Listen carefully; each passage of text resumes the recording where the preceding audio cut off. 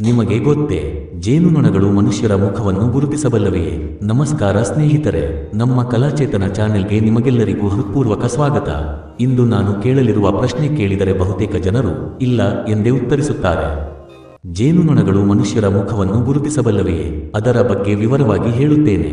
ಒಂದು ಜೇನುನೊಣದ ಮೆದುಳು ಎಳ್ಳಿನ ಕಾಳಿಗಿಂತಲೂ ಚಿಕ್ಕದಾಗಿದೆ. ಹಾಗಿದ್ದರೂ ಅದು ಮುಖಗಳನ್ನು ಗುರುತಿಸುವಷ್ಟು ಬುದ್ಧಿವಂತವೇ? ಈ ಪ್ರಶ್ನೆಗೆ ಉತ್ತರ ತಿಳಿಯಲು ಕೊನೆಯವರೆಗೂ ನೋಡಿ. ಮೊದಲನೆಯದಾಗಿ ಜೇನುನೊಣಗಳ ಜೀವನ ಕ್ರಮಗಳನ್ನು ನಾವು ನೋಡೋಣ. ಜೇನುನೊಣಗಳು ಭೂಮಿಯ ಅತ್ಯಂತ ಪ್ರಮುಖ ಪರಾಗಸ್ಪರ್ಶಕ ಕೀಟಗಳಲ್ಲಿ ಒಂದಾಗಿವೆ. ನಾವು ತಿನ್ನುವ ಅನೇಕ ಹಣ್ಣುಗಳು, ತರಕಾರಿಗಳು ಮತ್ತು ಬೆಳೆಗಳ ಪರಾಗಸ್ಪರ್ಶದಲ್ಲಿ ಅವು ಮಹತ್ವದ ಪಾತ್ರ ವಹಿಸುತ್ತವೆ. ಜೇನುನೊಣಗಳಿಲ್ಲದಿದ್ದರೆ ಕೃಷಿಗೂ ದೊಡ್ಡ ಹೊಡೆತ ಬೀಳಬಹುದು.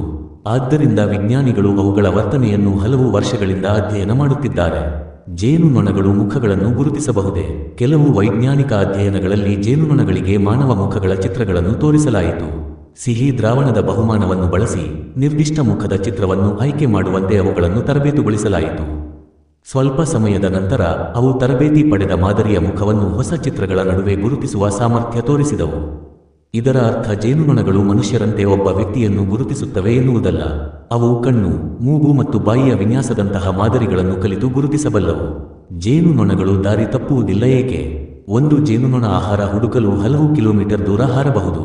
ಆದರೂ ಅದು ತನ್ನ ಗೂಡಿಗೆ ಹಿಂದಿರುಗುತ್ತದೆ. ಇದು ಹೇಗೆ ಸಾಧ್ಯ?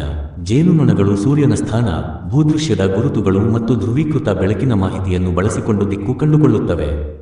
ಜೇನುನೊಣಗಳ ನೃತ್ಯ ಇನ್ನೊಂದು ಆಶ್ಚರ್ಯಕರ ಸಂಗತಿ. ಆಹಾರ ಸಿಕ್ಕ ಜೇನುನೊಣ ಗೂಡಿಗೆ ಹಿಂದಿರುಗಿದ ನಂತರ ವಿಶೇಷ ರೀತಿಯ ನೃತ್ಯ ಮಾಡುತ್ತದೆ. ಇದನ್ನು ವ್ಯಾಗಲ್ ಡಾನ್ಸ್ ಎಂದು ಕರೆಯುತ್ತಾರೆ.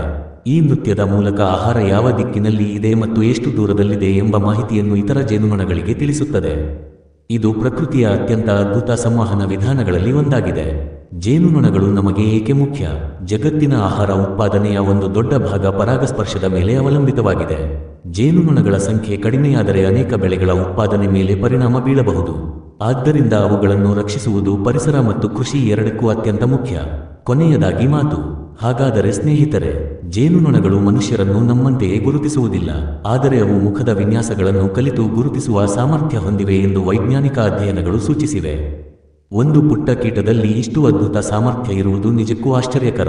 ಈ ಮಾಹಿತಿ ನಿಮಗೆ ಇಷ್ಟವಾದರೆ ವಿಡಿಯೋಗೆ ಲೈಕ್ ಮಾಡಿ. ಕಾಮೆಂಟ್ನಲ್ಲಿ ತಿಳಿಸಿ ಪ್ರಕೃತಿಯ ಯಾವ ಜೀವಿಯ ಬಗ್ಗೆ ಮುಂದಿನ ನಿಮಗೆ ಗೊತ್ತೇ ವಿಡಿಯೋ ನೋಡಲು ಬಯಸುತ್ತೀರಿ. ಇಂತಹ ವಿಜ್ಞಾನ, ಇತಿಹಾಸ, ಪ್ರಕೃತಿ ಮತ್ತು ಕುತೂಹಲಕಾರಿ ವಿಷಯಗಳಿಗಾಗಿ ನಮ್ಮ ಕಲಾಚೇತನ ಚಾನೆಲ್ ಅನ್ನು ಸಬ್ಸ್ಕ್ರೈಬ್ ಮಾಡಿ. ಧನ್ಯವಾದಗಳು. ಮುಂದಿನ ವಿಡಿಯೋದಲ್ಲಿ ಮತ್ತೊಂದು ಕುತೂಹಲಕಾರಿ ವಿಷಯದೊಂದಿಗೆ ಭೇಟಿಯಾಗೋಣ.